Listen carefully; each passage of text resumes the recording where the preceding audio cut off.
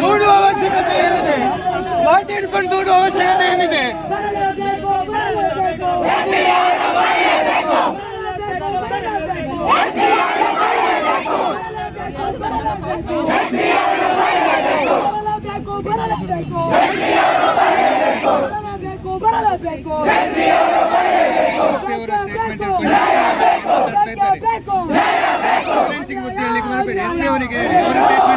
ದೇಶದಲ್ಲಿ ಅವನು ಸುಬೇರ್ ಮಾತಾಡ್ತಾ ಇದ್ದಾನೆ.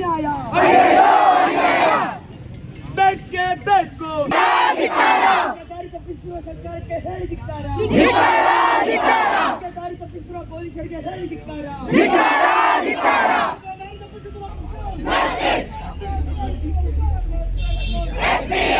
ಬರಲೇಬೇಕು.